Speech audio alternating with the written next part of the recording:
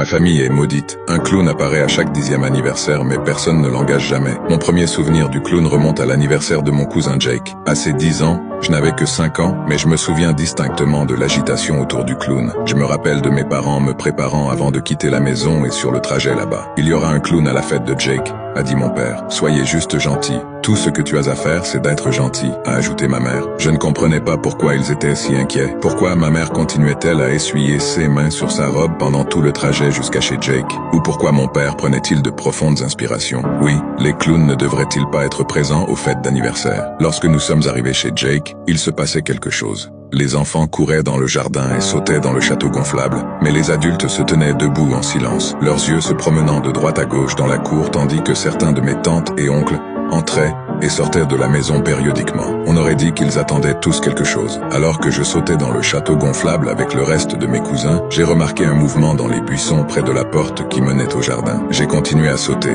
essayant de monter de plus en plus haut à chaque fois pour mieux voir ceux qui s'y trouvaient. Enfin, j'ai vu le clown apparaître de derrière les buissons et j'ai regardé alors qu'il déverrouillait la porte. J'ai arrêté de sauter et j'ai essayé de garder mon équilibre en regardant le clown entrer dans la cour et refermer la porte derrière lui. J'ai poussé mes doigts à travers le filet du château gonflable et j'ai pressé mon visage contre lui, fixant le clown alors qu'il parcourait la cour jusqu'à ce que ses yeux se posent sur moi. Il m'a regardé pendant quelques secondes, personne d'autre ne semblait l'avoir remarqué encore, et mes cousins continuaient de sauter derrière moi. Il était petit et il portait une perruque bouclée aux couleurs de l'arc-en-ciel. Son visage était blanc, et il semblait que sa peau était naturellement aussi pâle. Cela ne ressemblait pas à de la peinture. Ses lèvres étaient de taille normale mais d'un rouge vif, et il avait un nez rouge géant et rond. Ses yeux étaient sombres, si sombres que je ne pouvais pas distinguer la pupille de l'iris. Il avait 2 lignes noires qui commençaient au-dessus de ses sourcils noirs et descendaient le long de ses paupières jusqu'au haut de ses joues qui semblaient être gonflées avec quelque chose. Elles étaient rondes et saillantes avec un blush rose. Sa peau était lisse comme du porcelaine.